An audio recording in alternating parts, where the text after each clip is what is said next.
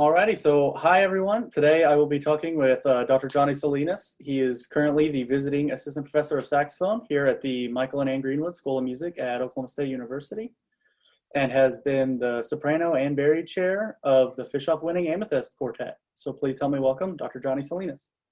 Hey, thank you for having me, Shay. Yeah, thanks for being here. I feel so lucky to have one of my teachers on this first episode to help me get off the ground and get started here. Well, it's my pleasure. This is exciting. Yeah, I've been looking for a fun summer project here to get going, and I love pedagogy talks and talking about music and classical saxophone reps. I'm excited to hear your thoughts on Ibert here in a little bit. Sure, sounds good. So before we get into Ibert, I was wondering if you could share a little bit about your background and your time in Northwestern. Oh, my background and time at Northwestern. Sure. Well, I guess I got to back up a little bit and say that I started taking private lessons in eighth grade, I believe, maybe late seventh grade, with a saxophonist named Jason Bird.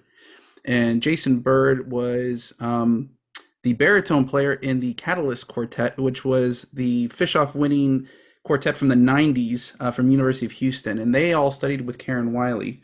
Karen Wiley was a Fred Hemke student from the 1980s. And so that was the tie between me and Fred Hemke and Northwestern. When I was a junior, I actually had the opportunity to do a master class with Fred Hemke. He came to University of Houston. I believe that would have been like 1998. Oh, hold on, let me think about it. 1999, maybe fall of 2000. So just before. So that was my first encounter with him. I actually played Glazunov concerto for him, and it was just he was an amazing pedagogue, amazing person, teacher, and totally blew me away to the point where the only two schools I was considering for my undergrad were University of Houston to continue study with Karen Wiley, or to go up to Northwestern and study with Fred Hemke. So. Actually, and I actually did. I'll take that back. At third school, I did apply to study with Harvey Patel at UT Austin at the time, and yeah, I think I got into all three schools eventually. But at the end of the day, I had studied with Dr. Wiley. I loved her; she was amazing. But I did study with her for 4 years in high school, so I felt like the most logical thing was to take the leap and plunge and go to Northwestern and study with Fred Hemke. So I did. I ended up arriving to Evanston, Illinois in the fall of 2001, and loved it so much that I stayed at Northwestern until I finished my doctorate in 2014. So a good 13-year span of being at Northwestern. And I did my bachelor's, my master's, and doctorate all at the same institution, which I tell my students now, don't do that. You should go somewhere different. And it's not anything. I mean, it was you don't want to get burnt out of the same school. I think nowadays, there's so many great saxophone teachers around the country that we really it's like a buyer's market. You can definitely find quality teachers like in every state now, which is it goes to show how the saxophone has really grown in the last 20 plus years, as far as the teachers at different universities. Maybe that's why I never left. I love Northwestern so much. I loved Fred Hemke so much, and I was just really comfortable with his teaching style. We got along very well, and I always felt like I got a lot out of the lessons with him, both on the saxophone side, but also music history. I mean, he was such an amazing scholar and just knew everything about everything. So if I was to bring in Ibert, Concertino de Camera, I mean, he really took me to school and made sure that I knew every little thing about the history, and all the little nuances of the piece, and I felt like maybe it was because of his age and because of his credentials, having studied with Marcel Mule, that I always felt a close connection to music from that time period, from the 1950s, and maybe even before, 1930s, 40s, 50s, of the French, this great classical French repertoire that we have. And so, yeah, as far as as far as anything else with Northwestern, It was just a really fantastic school. It still is. Obviously, Tamer Sullivan is now teaching there, and Tim McAllister was also there before him, who followed Fred Hemke. So I mean, there's been some wonderful teachers. It's a wonderful institution. I can always say nothing but good things about Northwestern. Mm. Yeah, that's really interesting, and especially to think that your legacy with Fred Hemke goes all the way back to your teacher and then your teacher's teacher, and Right, that's right, really cool. And then getting to play for him in a master class whenever you were still in high school right. is very, very transformative. I can speak with a little bit of experience. Getting to do these summer workshops like Great Plains coming up. And it's funny you say that because in the 90s, I don't think, and maybe people who are listening can correct me, but I just don't think there was that many master classes that we have, or opportunities that we have today. And once again, this goes just to how the saxophone has really grown over the last 20 plus years. Because if I recall, there were some NASAs that I did early on as a high schooler. I remember seeing people like Don Cinta came to Texas. I vividly remember. I didn't play for him, but I remember my colleague and close friend Jeff Leffert played for him back in the day, and which was a neat experience. Like I said, it just didn't happen for a lot of people from our area. And so like I said, I think Fred Emke came for that master class. It was a University of Houston sponsored master class, so it was just kind of a timing, right place, right time that I had that opportunity to study with him. But going back to what you were saying, yeah, there's just so many great workshops, and now that now you get to study with 8 different amazing saxophone professors all in the same place. So it's really neat that a lot of people are being able to learn different, see different teaching styles and different lineages and different expertises of the saxophone, which is really really neat.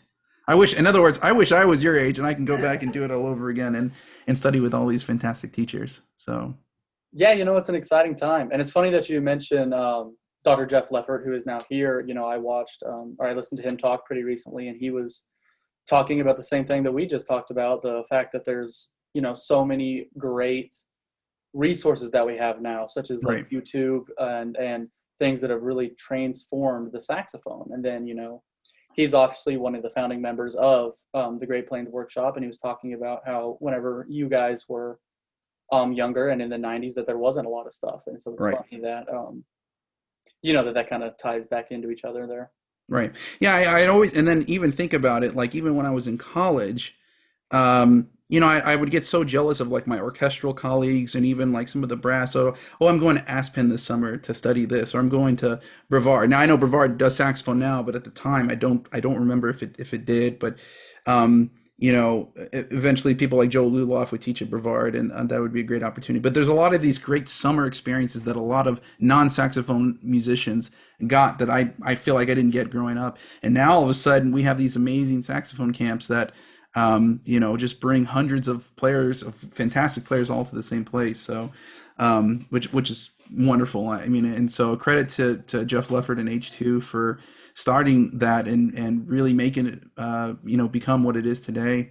I think I was fortunate enough to get asked to help, on their second year of them doing it, and I've been doing it off and on since, and looking forward to working with them both in person and virtually this year, which is really cool. Yeah, that's exciting. Yeah. All right, so before we start on the next thing, I was wondering if you would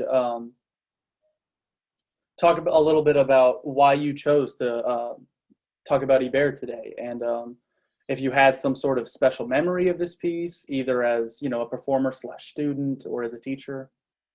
Sure. Okay. So, once again, as a young saxophonist in seventh, eighth, ninth grade, I think most of us go into it, starting playing an instrument or playing for us, playing saxophone and not really knowing what we're getting ourselves into.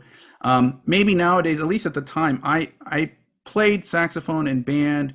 I really liked it. I played the music, I played the band music, but it wasn't until I got a private teacher that I started noticing that, okay, there is music past, like I would play some music like Handel transcriptions.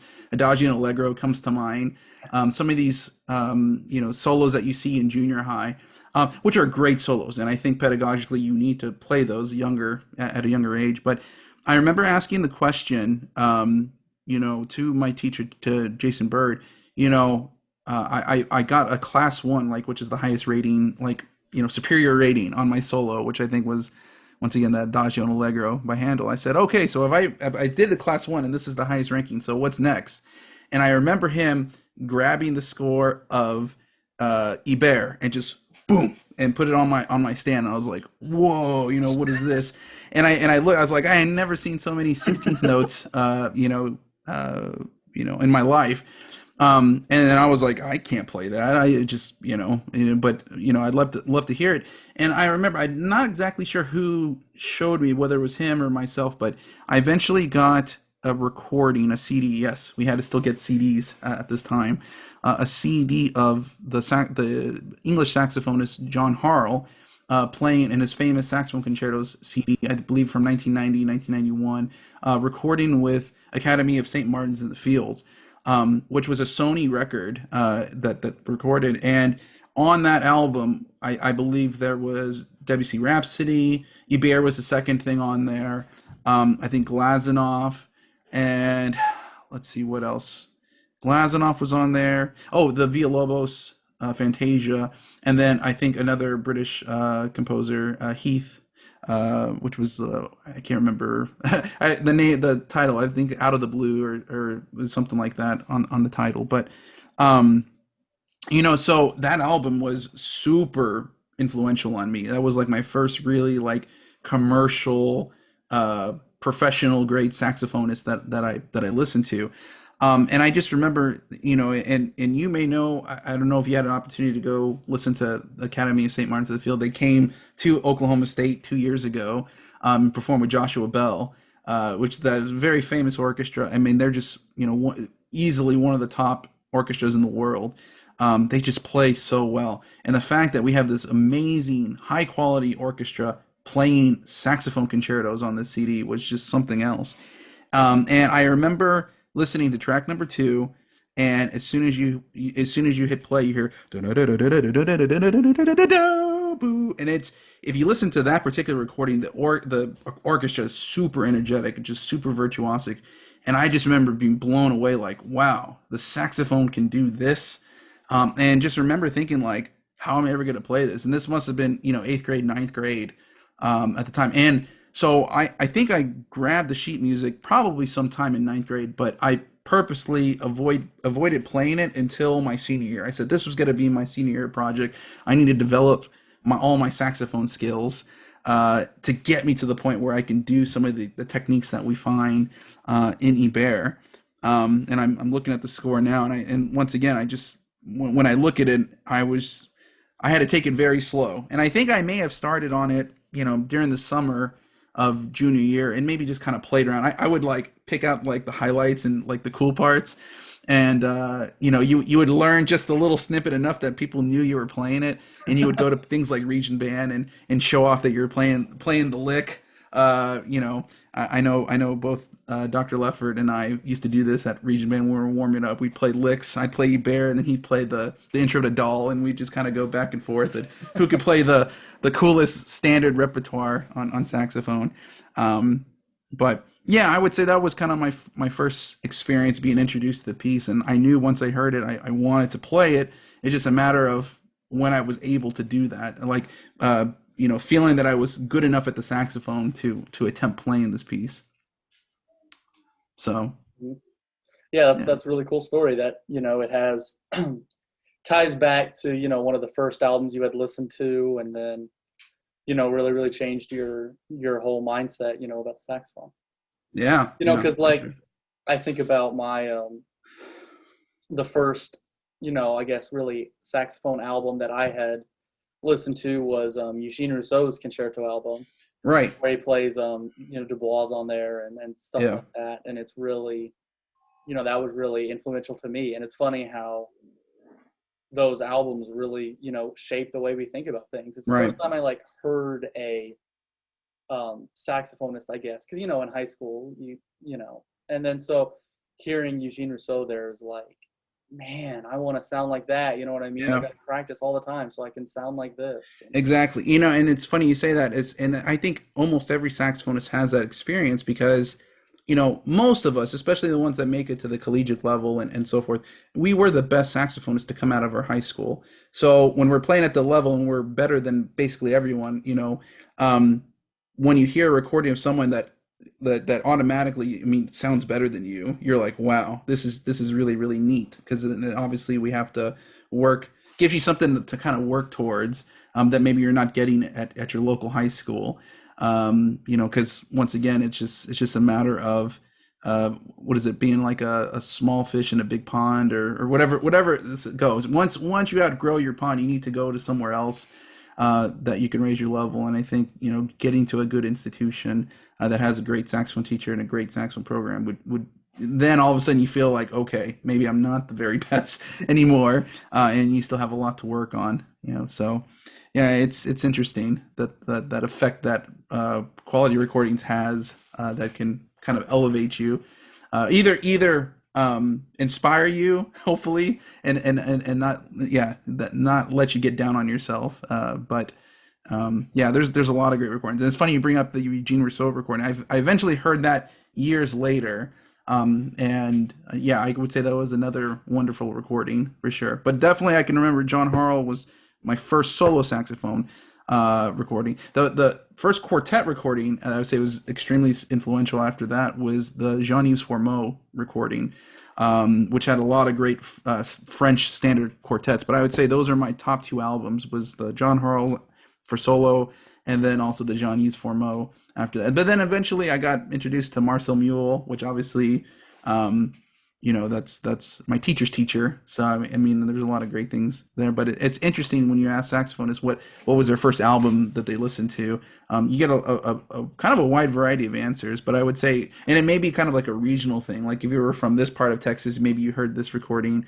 If you were from the Northeast, maybe you heard, like a Rosher recording or something else. So it's interesting. Maybe that'll be another like research topic. Let's see, to study the different regions of saxophone pedagogy and the influence of commercial recordings on certain areas of the United States. Who knows? Maybe that'll be someone's topic for the future. They could do something like that. yeah, I mean that's interesting, and like especially with how accessible things are now. You know what I mean? Like you can Right. just go Right. find it on. And that's a huge. I mean, 2008 was a huge year for for better or for worse. Obviously, some musicians and recording artists can argue that YouTube killed music, but at the same time, it's the way that we were able to share music, across the globe, very easily. So I think from a learning standpoint, from a pedagogical standpoint, I mean, we can start seeing what, people are doing in France, what people are doing in Japan, and so forth. And I mean, and that's just something in the 90s that we just didn't have. All we had were these commercial recordings. And once again, if you didn't have money, you couldn't buy them. So I remember I can get a couple of them with the small allowance that I got. But, nowadays, I mean, young students can, even from sixth grade, seventh grade, already listen to fantastic recordings on YouTube, which is amazing. Yeah, yeah, that's really cool.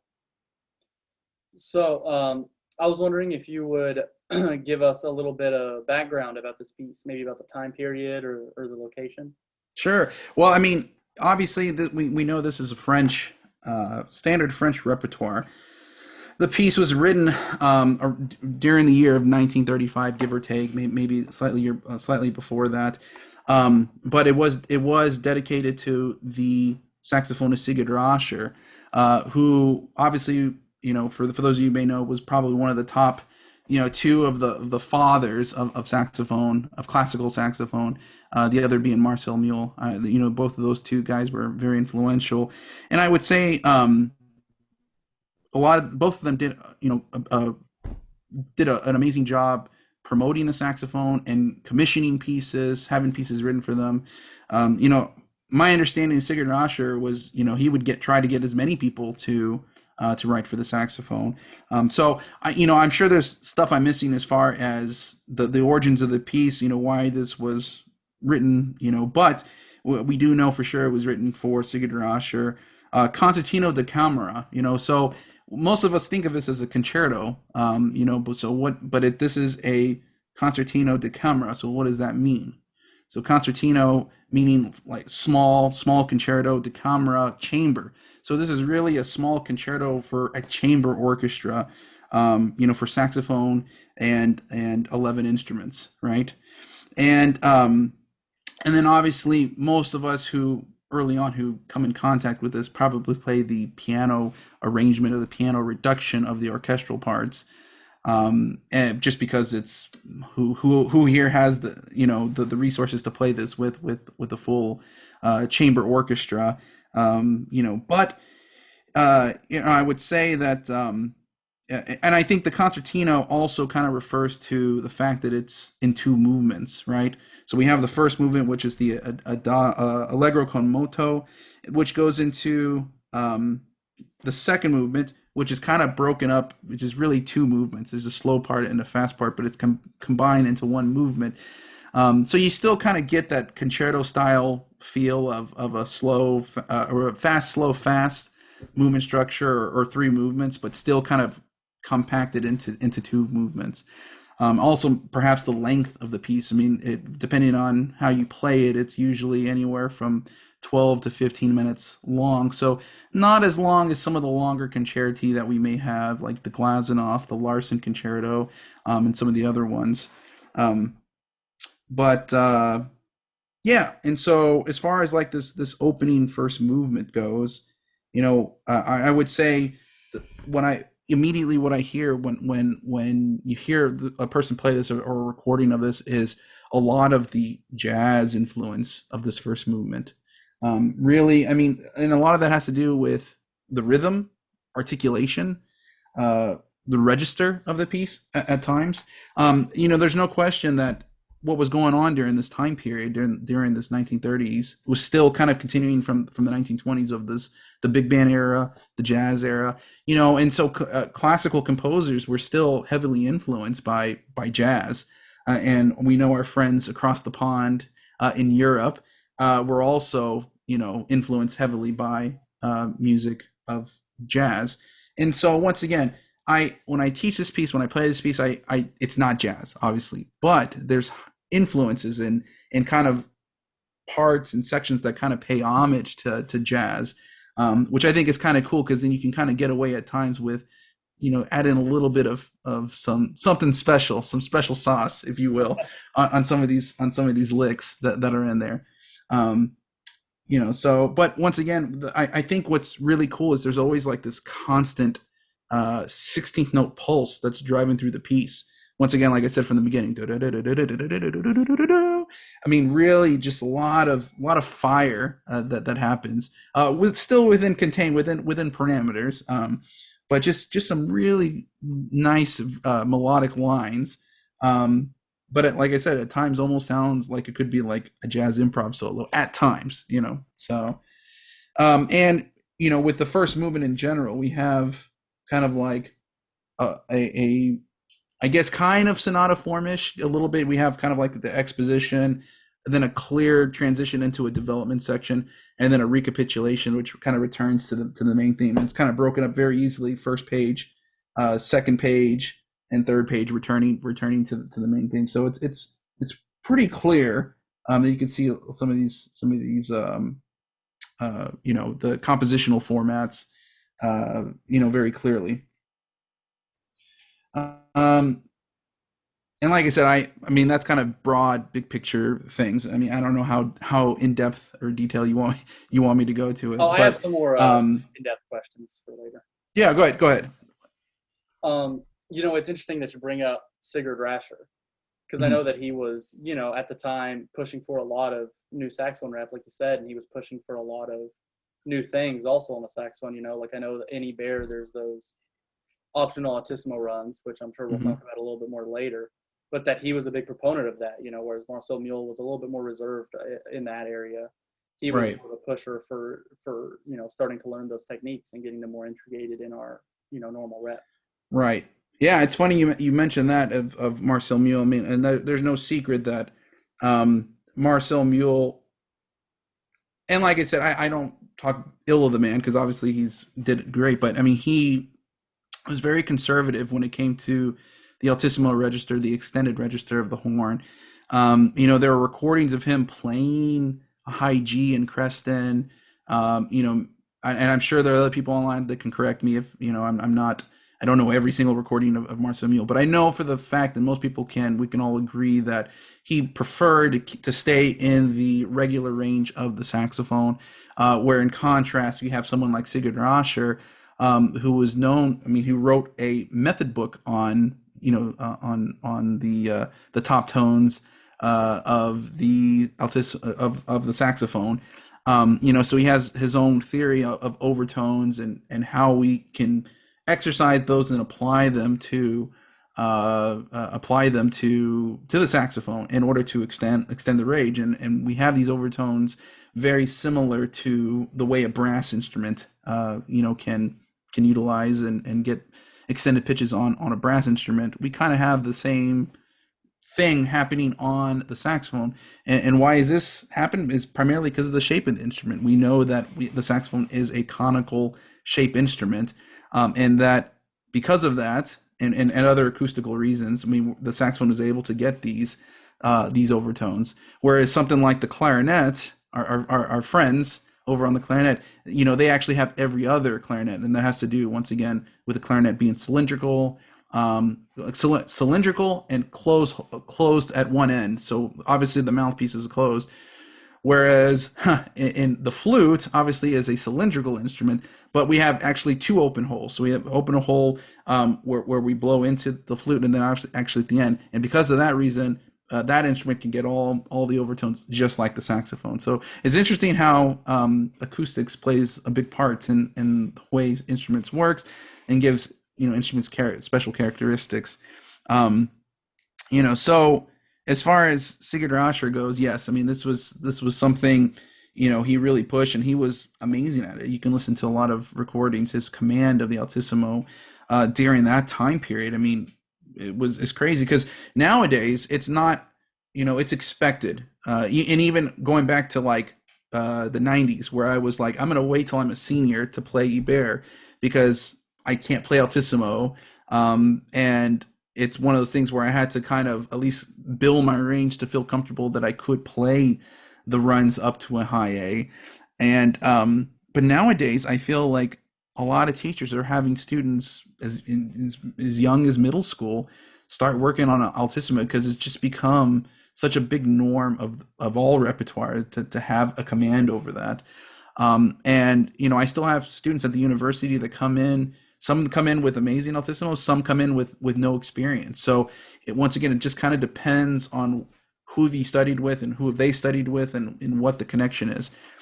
There's no secret, and once again, Fred Hemke was not, kind of like Marcel Mule, was not an altissimo person. I mean, he did play some and could get a little bit higher, but he learned altissimo very, very late in life. And so I think a lot of his students, kind of to the same degree, didn't play a lot of altissimo because of who came before them. So I came off that Marcel Mule school that didn't play a lot of altissimo. Maybe some other of our colleagues or friends here on came from a Donald Cinta lineage that they also worked on their top tones, their their altissimo range, the Rousseau school as well. So it's just interesting how that background could kind of enable you or almost disable you from certain repertoire. But once again, I think a long-winded response to this is I think most teachers now realize the importance of getting students to start on earlier, knowing that you're going to have to play something very, very high and very, very virtuosic. And I think all of us, I'm working on my altissimo all the time, trying to. It's a lifelong thing. Is that you'll always be working on trying to get, be able to play with fluidity up in the altissimo range, which is something we all strive for. Oh yeah. It's becoming, like you said, more and more of just like common practice because you think about even like the basics of a repertoire like Glazunov and Creston have altissimo in it. Yeah. And so and it's but with those you would go up to a G, with Ibert up to an A and something like that. But now you have these pieces that are just going really really high, and not just like arpeggios. I mean, really yeah, scales all the way up to extremely high notes. And I think composers they don't care if it's hard; they're gonna write because they know the saxophonist can do it. So some of the really fine, great saxophone people have kind of put us in an awkward position. So now everyone has to play hard altissimo because composers know we can kind of do it. And that I think that'll be around for the foreseeable future. So oh yeah. yeah. All right. So I guess my next question would be, what some common challenges that you face whenever you start teaching a piece like this? I would say easily the number one thing is rhythm and pulse. I have most of the time when I have students play this, and especially I'm thinking like first movement, is just keeping that constant 16 note steady. There's a lot of like syncopated ties in the piece. Mm. A lot of like upbeat eighth notes tied into a 16th note downbeat. So you kind of have like this, I guess would be equivalent to 3/16 notes. So even at the very beginning, da da dee da dee da dee da dee da dum da da hope da da hope da da da da da da da dee. You have each of those for 3/16 16th duration notes. And I find that the better players are really really consistent and accurate when it comes to making sure that those durations are consistent. Some of the weaker players or some that just haven't taken the time tend to rush those quite a bit. So, and it happens everywhere, especially in this first page. We really don't get out of it until the syncopation, until if for those of you who may be looking at a score, the third rehearsal 3, 1, 2, 3, 4, 5. Fifth bar of rehearsal 3, when we kind of get this dotted quarter note E. Finally, at that point on, we have a little bit more of a lyrical line and more things on the downbeats. But up to then, from rehearsal 1 through rehearsal 3, I mean, it's just relentless upbeat syncopation that happens. And so I think that's a really challenging thing that happens. Obviously, I also think, and we could talk more about this first page is kind of like what can eat people up. I'm looking at like the bottom. Let me think. This would be for those of you who have your scores handy. Rehearsal 5, 1, 2, 3, 4, 5, 6, 7 bars before rehearsal 5. You have like this low B to C sharp passage. So you have a couple things that are difficult there. One, it's the register, playing the low Bs. I can't tell you, even myself, sometimes the low Bs just either go up the octave, they don't come out at all. Maybe your horn is not in good adjustment. There's many reasons why those low Bs don't come out. And then the fact that you're sliding over the table keys from the low B into the low C sharp, that can cause issues if you don't have good pinkies or and good accurate, strong P keys going over the table keys. That can eat someone's lunch very easily if you're not careful. And just getting that, and then to add on that the syncopated rhythm, being very accurate with the duration. And then finally, our favorite lick at the very bottom of the page, going up to the high A. And it's funny, once again, you listen to some recordings of people that go up to the high A. You listen to one of the best recordings out there is actually the Marcel Mule recording. However, he does not go up to the high A. I mean, it's squeaky clean, very beautiful sound for that time period. But he doesn't go up to the high A. And then once again, we know that he chose not to. Maybe didn't feel. I'm sure he could do it, but he just didn't do it. And I think for a young saxophonist, at least at the time, going over the break, we always say when it comes to like altissimo, I would say like the G sharp, and the A. Those 3 notes kind of above the break, like just above the normal range, but before you get into like the higher altissimo notes, those can be very tricky. Like I think in some ways more difficult than playing like an altissimo C or altissimo D, because people can kind of just like squeak those out, no problems. But you can't really fake like an A. You really have to have a good command of the vocal track, of the embouchure, of everything that goes into playing altissimo. So that I think people can get very frustrated very easily early on, trying to get those the G sharp and the A, right? And it's funny because you look at it, everything actually it's in the normal range except for the last two notes, the G sharp and the A. But it's just something about it that will give people frustrations playing this piece. And I remember early on, I did so many different exercises to try to get those two notes out. And now, as an adult, has been playing for a long time now. It's not as bad for me because I can, I think I've gotten to the point that my altissimo, at least in that register, is pretty consistent. That I can, I mean, it's not really difficult for me. But I could see high school student, maybe early college student can still have trouble with those two notes, and it's just something we have to continue to work at. And then lastly, for those of you who use this piece as kind of like a gateway piece into altissimo, it's not only getting those two notes out, but then also being able to play them in tune, which is also, once again, another challenge. I think usually the tuning will come once you feel comfortable getting the notes out. Then we can start manipulating the tuning and the tone qualities of some of these notes. And so that would be kind of like the next step into making that work. And then for the rest of this movement, for the most part, is a lot of the same things, worrying about the rhythm, syncopated rhythm. Obviously, at rehearsal 10, we have the optional to go up to the altissimo F. And me personally, I've never done that in a live performance. I've done it in practice, and I've done it, I would say very low percentage of doing it first try. But I can do it, and I'm sure there's many saxophonists who can do it, well. But once again, I rarely hear players doing it. I actually had, and I won't say who, but I actually had an incoming freshman audition on this piece who played it up the octave as a freshman going into a major university. And surprisingly, everyone, myself and the WIN faculty who were there for the audition, were extremely surprised that he, went for it on an audition. But he nailed it, which was very surprising. Once again. It's you either love it or you hate it. Some people think that it goes really extreme. Maybe that's what Ibert wanted, or maybe that's something that Rosher wanted, going to that extreme register so quickly. We have the high Fs later in the piece, like in the second movement, but doing it at a very quick tempo, that's very difficult. And doing it with a full orchestra on the spot, man, it's extremely risky, I think. So like I said, it's if you had to do it for whatever reason, maybe, but I don't know. Me personally, I just I play it down the octave.